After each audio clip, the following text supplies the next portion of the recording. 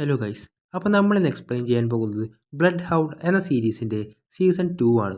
മൊത്തം 7 എപ്പിസോഡുകളാണ് ഈ സീരീസിൽ വരുന്നത്. അപ്പോൾ നമുക്ക് നേരെ എക്സ്പ്ലനേഷനിലോട്ട് കടക്കാം. അതിനു മുമ്പ് എൻ്റെ ചാനൽ ഇതുവരെ സബ്സ്ക്രൈബ് ചെയ്തില്ലെങ്കിൽ തീർച്ചയായും സബ്സ്ക്രൈബ് ചെയ്യുക. പിന്നെ ചാനലൊന്ന് ഹൈപ്പും കൂടി ചെയ്യുക.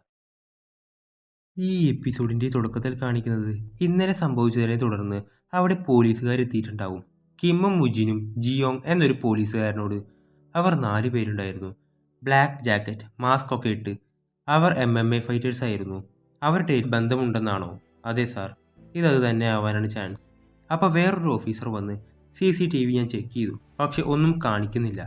കാരണം ഇന്നലെ മറ്റവൻ അതെല്ലാം ഹാക്ക് ചെയ്തിരുന്നല്ലോ. ഇത് കേട്ട മറ്റവന്മാർ ഞെട്ടു. പോലീസ് വേറെ ഗ്രാറ്റ്സ് എന്ന് പറയും. ഞാനും ചെറിയ രീതിക്ക് ബോക്സിംഗ് ഒക്കെ പഠിച്ചിരുന്നു സ്കൂളിലുള്ളപ്പോൾ. നിങ്ങളുടെ ഫൈറ്റും ഞാൻ കണ്ടിട്ടുണ്ട്. എന്നാലും ഈ സംഭവിച്ചതിൽ വിഷമമുണ്ട്. വുജി, കുറച്ച് ദിവസം കഴിഞ്ഞ് ആ ഒപ്പോണൻറ്റ് മിസ്സിംഗ് ആണെന്ന ന്യൂസ് കിട്ടി. അതും ഇതും തമ്മിൽ ബന്ധമുണ്ടെന്നാണ് ഞങ്ങൾക്ക് തോന്നിയത്. ജിയോങ്, ഞാൻ എന്തായാലും അന്വേഷിക്കാം. ഈ വീടിപ്പോൾ സേഫ് അല്ല. നിങ്ങൾ വേറെ എങ്ങോട്ടേലും മാറുന്നതായിരിക്കും നല്ലത്. ശേഷം ജിയോങ് ആ കത്തി നശിച്ച വണ്ടിയുടെ അടുത്തേക്ക് ചെല്ലും. ഒരു സെൽഫോൺ സിഗ്നൽ വഴിയാണ് ഇത് ഓപ്പറേറ്റ് ചെയ്ത് പൊട്ടിത്തെറിപ്പിച്ചത്. അതിൽ നിന്ന് അവർക്കൊരു വാലറ്റ് കിട്ടും. അതിൽ ഒരു കാർഡിൽ manager cum bodyguard Sang Jin Nam എന്ന് കാണിക്കും. അത് ബെയ്ക്കിന് കൂടെയുള്ള മറ്റേ ഹാക്കർ അല്ലാത്ത വേറൊരുത്തില്ലേ, അവൻ്റെ ആയിരിക്കും അത്. അവനാണ് അത് സെൽഫോൺ കൊണ്ട് കത്തിച്ചത്. ശേഷം കിമ്മും മുജിനും അമ്മയും അവിടുന്ന് വീട് മാറും. ആ സമയം ഹാക്കറും സങ്ങും അവരെ നിരീക്ഷിക്കുന്നുണ്ട്. എന്നിട്ട് അവരെ ഫോളോ ചെയ്യും. ശേഷം കാണിക്കുന്നത് ജയിലിലുള്ള കാങ്ങിനെയാണ്. അവൻ ടൈം ആവുമ്പോൾ ഗുളിക കഴിക്കും. അപ്പോൾ തന്നെ വായിൽ നിന്ന് പത വരാൻ തുടങ്ങുന്നു. പെട്ടെന്ന് അവനെ ചികിത്സക്കായി കൊണ്ടുപോകും. എന്നിട്ട് പെട്രോൾ അടിക്കാനായി നിർത്തിയ സമയം ഡ്രൈവറിൻ്റെ ഇപ്പുറത്തിരുന്നത് ബെയ്ക്കിൻ്റെ ആളായിരിക്കും. അടിക്കാനും കടിക്കാനും ഒക്കെ തുടങ്ങും. പിന്നിലുള്ള ഡോക്ടറും അവൻ്റെ ആളായിരിക്കും. അങ്ങനെ ആ പോലീസുകാരെ അടിച്ച് പുറത്ത് കളഞ്ഞ് അവനെയും കൊണ്ടുപോകുന്നു. ശേഷം കിമ്മും മുജിനും ഇപ്പോൾ താമസം മാറ്റിയിരിക്കുന്നത് ടേയോങ്ങിൻ്റെ വീട്ടിലേക്കാണ്. അതാണ് നിങ്ങളുടെ റൂം എന്നൊക്കെ പറഞ്ഞ് അവൾ കാണിച്ചു കൊടുക്കും. വുജിൻ അവളോട് IKFCയെ കുറിച്ച് ഒന്ന് അന്വേഷിക്കാൻ പറയും. അവൾ പല സൈറ്റിൽ നോക്കുമ്പോഴും അതിനെപ്പറ്റി ഒരു റിസൾട്ടും കിട്ടുന്നുണ്ടാവില്ല. അപ്പോൾ ഇനി ഡാർക്ക് വെബിലൂടെ കൂടെ നോക്കേണ്ടി വരുമെന്ന് പറയും. അവൾ ഡാർക്ക് വെബിൽ തിരഞ്ഞ് ക്ലബിനായി ഒരു വെബ്സൈറ്റ് കണ്ടെത്തുന്നു.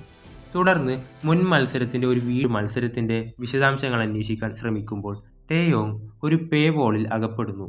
ഡാർക്ക് വെബിൽ ക്രെഡിറ്റ് കാർഡ് വിശദാംശങ്ങൾ പോലുള്ള വിവരങ്ങൾ കൊടുക്കുന്നത് ഡേഞ്ചർ ആണെന്ന് അവരോട് പറയുന്നു. എന്നാൽ നമുക്ക് ക്രെഡിറ്റ് കാർഡ് ഉപയോഗിക്കണ്ട. മ്യൂൾ കാർഡ് എന്നൊരു കാർഡുണ്ട്. വേറെ ആൾക്കാരുടെ മോഷ്ടിച്ച ഐഡിയ ആയിരിക്കും അത്. ടേയോങ്, അത് പാവപ്പെട്ട ആൾക്കാരുടെ ആയിരിക്കില്ലേ? വുജിൻ, അവർ കുറേ മുമ്പ് മരിച്ചുപോയ ആൾക്കാരാണെങ്കിലോ അപ്പോൾ കുഴപ്പമില്ലല്ലോ.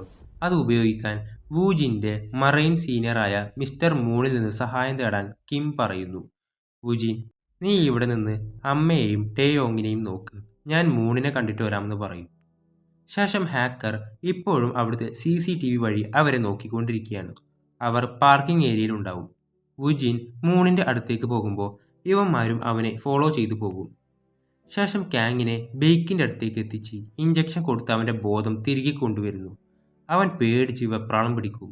അതിൽ ജാങ് വന്ന് ഞാനാണ് നിന്നെ ജയിലിൽ നിന്ന് രക്ഷപ്പെടുത്തിയത്. ഒരു ഡീലിനായി കൈ കൊടുക്കുമ്പോൾ അവൻ അതിൽ ഒരുത്തൻ്റെ മുടി വരെ പറിച്ചെടുക്കും. ഇതൊക്കെ കണ്ട് ബെയ്ക്ക് അവൻ്റെ അടുത്തേക്ക് ചെല്ലും. അവനെ തടയുന്നു.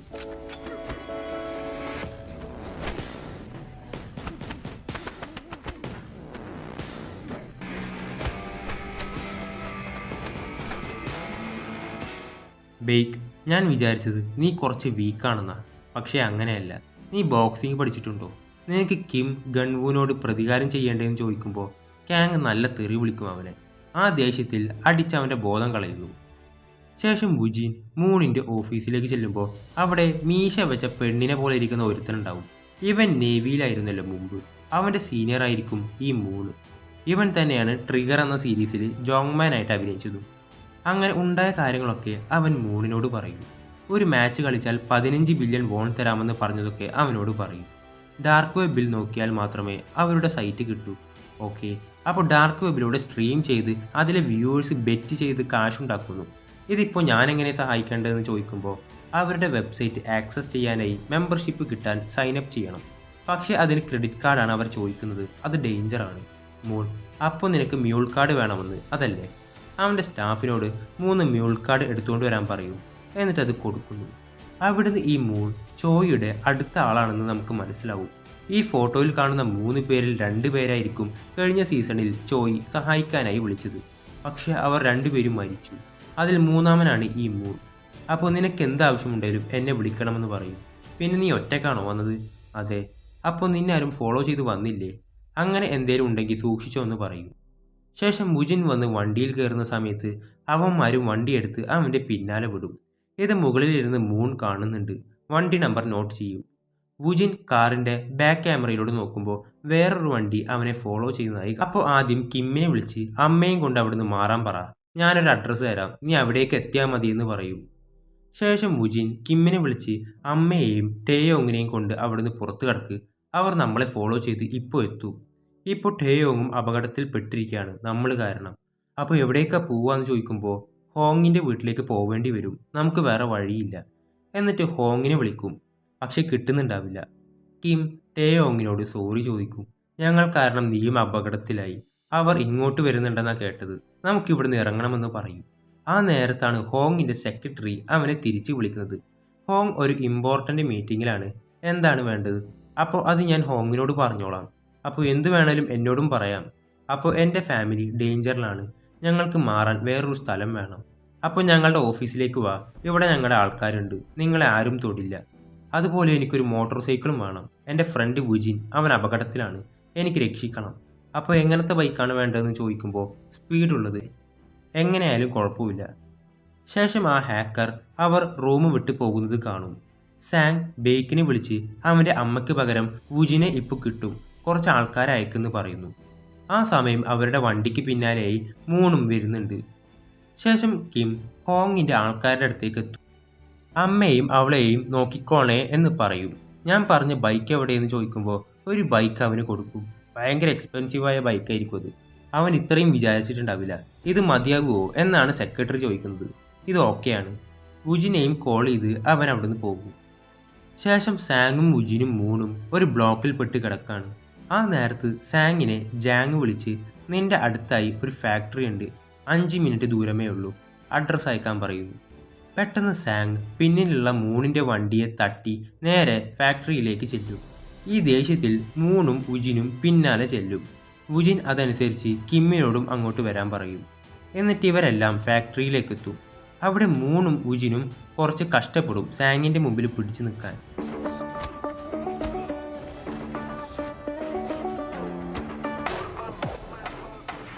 വുജിൻ മൂണിനെ പിടിച്ച് എഴുന്നേൽപ്പിക്കും. അയ്യോ ചോര വന്നോ? ഏയ് ഇതൊക്കെ എനിക്ക് വേർപ്പ് പോലെ അല്ലടാ.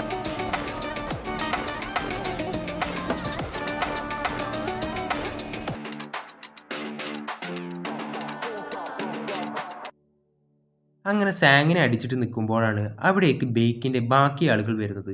ഇത് കണ്ട് അവന്മാർ ഓടും. ആദ്യം വുജിനെ കയറ്റി വിടും. പക്ഷെ മൂണിനെ അവർ പിടിക്കും.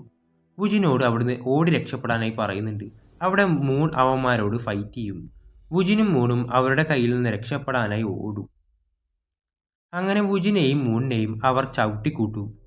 ശേഷം കിം ഫാക്ടറിയിലേക്ക് എത്തും. അവിടെ വുജിനെയും മൂണിനെയും കൊണ്ടുവരുന്നത് അവൻ കാണും. അവൻ്റെ മോന്ത അടിച്ച് പൊളിക്കും. അപ്പോഴാണ് വുജിൻ എഴുന്നേൽക്കുന്നത്. അവൻ്റെ കൈ ആകെ പൊളിഞ്ഞതായി കാണും. അവിടെ മൂണിനെയും എഴുന്നേൽപ്പിക്കും. നമുക്ക് വേഗം ഇവിടുന്ന് പോകാമെന്ന് പറയും. അങ്ങനെ അവർ അവിടുന്ന് പോകുന്നതും കാണിച്ചുകൊണ്ടാണ് ഈ എപ്പിസോഡ് അവസാനിക്കുന്നത്. അപ്പോൾ അടുത്ത എപ്പിസോഡുമായി ഉടൻ വരുന്നതാണ്. ആ എപ്പിസോഡുകളെല്ലാം മിസ്സാവാതിരിക്കാനായി ഈ ചാനൽ ഒന്ന് സബ്സ്ക്രൈബ് ചെയ്യുക.